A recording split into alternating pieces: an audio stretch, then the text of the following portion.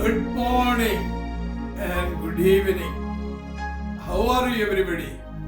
നിങ്ങൾ എല്ലാവരും സുഖമായിരിക്കുന്നു എന്ന് വിശ്വസിക്കുന്നു. I believe that you are all doing well. നിരാശയുടെ മേൽ ജയം കണ്ടെത്തുക. You should be victorious over temptation. നമ്മുടെ ജീവിതത്തിൽ വലിയ പ്രശ്നങ്ങളിലേക്ക് കൊണ്ടുപോകുന്നത് നിരാശയാണ്.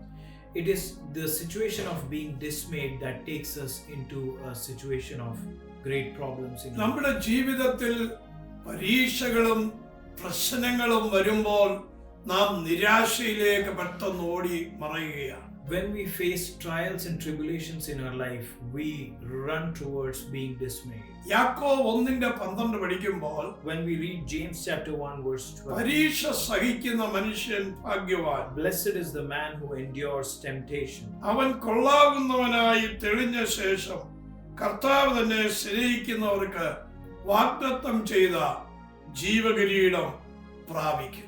For when he has been approved, he will receive the crown of life which the Lord has promised to those who love him. കഷ്ടം വരുമ്പോൾ നിരാശയല്ല വേണ്ടിയത്, ദൈവത്തെ മഹത്വപ്പെടുത്തുകയത്രേ വേണ്ടിയത്. When there is a situation of being tempted or being troubled, you should not be dismayed, but you should give glory to God.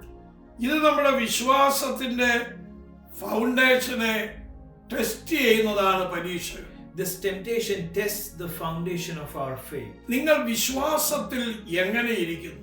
How are you in your faith? ഈ ടെസ്റ്റുകൾ വരുമ്പോൾ അറിയാം നിങ്ങളുടെ ഫെയ്ത്ത് എങ്ങനെ ഇരിക്കുന്നു എന്ന് മനസ്സിലാക്കുവാൻ കഴിയും. When you face these temptations, you can actually see how your faith ഈ stands. അടുത്ത സമയത്ത് ഫെയ്ത്തിനെ കുറിച്ച് വളരെ പവർഫുള്ളായി പറഞ്ഞ ഒരു വ്യക്തിയുടെ ജീവിതത്തിൽ പ്രയാസങ്ങൾ ആഞ്ഞടിച്ചപ്പോൾ ജീവിക്കണ്ട എന്ന് വരെ പറയുന്ന സാഹചര്യങ്ങൾ ഉണ്ടായി. There have been situations when people who powerfully preached about faith went through such temptations and they said they no longer want to live. നമ്മള് പരീക്ഷയിൽ നമ്മുടെ ഫെയ്ത്ത് പ്രൂവ് ചെയ്യണം. We must prove our faith in the middle of our temptation. ആമേൻ. ഇത് prove ചെയ്യുമ്പോഴാ ദൈവം നമുക്ക് വേണ്ടി വെച്ചിരിക്കുന്ന ആ ജീവകിരീടം ലഭിക്കുവാൻ ഇടയായിത്തീരുന്നു. It is when we prove this is when we become worthy of the crown of life that the Lord has kept for us. ഏറ്റവും ശ്രേഷ്ഠകരമായത് നമുക്ക് ലഭ്യമാകണമെങ്കിൽ നാം ചിലത് സഹിക്കണം. ആ സഹിക്കുന്നതിലൂടെ ചിലത് തെളിയിക്കും.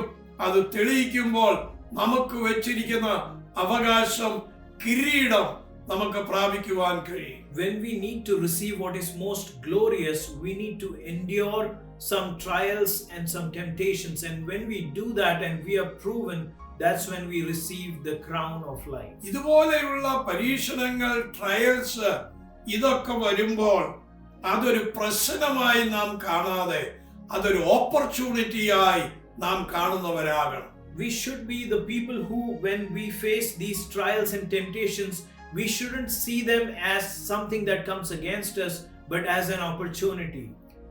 നിങ്ങളുടെ ജീവിതത്തിൽ വന്നിരിക്കുന്ന പ്രശ്നങ്ങൾ ഒരു ഓപ്പർച്യൂണിറ്റിയായി കാണുക. അത് നിങ്ങളുടെ ജീവിതത്തിന്റെ പ്രോമിസിലേക്കും അവകാശത്തിലേക്കും നിങ്ങളെ കൊണ്ടെത്തിക്കാൻ പോവുകയാണ്. See the problems and temptations in your life as an opportunity, and it will lead you towards your promise and your inheritance. നിരാശ ചിലപ്പോൾ ഒരു കൊടുങ്കാറ്റ് പോലെ ആഞ്ഞടിച്ചേക്കാം. Being dismayed might come against you as a mighty wind. എന്നാൽ ഈ കൊടുങ്കാറ്റിന്റെ മുൻപിൽ തളർന്നു പോകരുത്. But do not lose your patience. നാം നിരാശയെ ഓവർകം ചെയ്യുക. But overcome this temptation. നിരാശയുടെ മേൽ ജയം കണ്ടെത്തുക. And you should be victorious over this temptation. ഇന്ന് ഒരുപാട് പേര് നിരാശ മൂലം ആത്മഹത്യ ചെയ്യുന്നു, കുടുംബം തകരുന്നു, ബിസിനസ് എല്ലാം തകർന്നുകൊണ്ടിരിക്കുകയാണ്. Because of such trials, a lot of people are being destroyed. Their businesses, their family life are being destroyed. ജനറേഷനെ കുറിച്ച് വളരെ പ്രയാസത്തിൽ മാതാപിതാക്കൾ കടന്നു പോകുന്നു. There are many parents who are very burdened about their generations, their children. ഒരു ചെറിയ കാര്യത്തിന്റെ മുൻപിൽ നിരാശപ്പെടുന്നു, ആത്മഹത്യ ചെയ്യും. They get dismayed when faced with a small problem and they end their life. കുട്ടികൾ വീട് വിട്ടു പോകും. And children, they leave their homes. നിങ്ങളുടെ പ്രശ്നങ്ങളിൽ നിങ്ങൾ ഓടിപ്പോകുവാനല്ല, അവയെ നേരിടുവാൻ യേശുക്രിസ്തുവിനുള്ള ആശ്രയം ഒരു വിജയമായി തീരും. In the middle of difficult circumstances, you are not to run away, but when you trust in Jesus, it will become a victory for you. ഞാൻ നിങ്ങൾക്ക് വേണ്ടി പ്രാർത്ഥിക്കാം. I would like to pray for you. Overcoming desperation, നിരാശയുടെ മേലുള്ള ജയം നാം കണ്ടെത്തുക. Overcoming desperation, we should find victory over such a situation. ഞങ്ങളുടെ കർത്താവേ, ഈ ജനത്തിനു വേണ്ടി പ്രാർത്ഥിക്കുന്നു. Blessed Lord, I pray for these people. അങ്ങയുടെ കരം ഇപ്പോൾ ഈ ജനത്തെ തൊടണമേ. May your hand touch these people right now. അങ്ങയുടെ മഹിമ ഇറങ്ങട്ടെ. May your glory come upon them. ദൈവത്തിന്റെ പ്രവൃത്തിക്കായി നന്ദി പറയുന്നു. Lord, I thank you for your mighty works. ഇപ്പോൾ രോഗികൾ സൗഖ്യമാകട്ടെ. Right now, let those who are sick, എല്ലാ നിരാശയും മാറട്ടെ. every depression leave. ഇപ്പോൾ ഈ ജനം മുറിവ് കെട്ടപ്പെടട്ടെ. Right now, let these people be healed. അവരുടെ പ്രശ്നങ്ങളെ പരിഹരിക്കണമേ. Lord, I thank you that you're solving their problems. യേശുവിൻ നാമത്തിൽ. In the name of Jesus, I pray. Amen. June മാസം, in the month of June, second വീക്കില്, in second week, നമ്മുടെ holy spirit school നടക്കും. We are going to have our Holy Spirit school.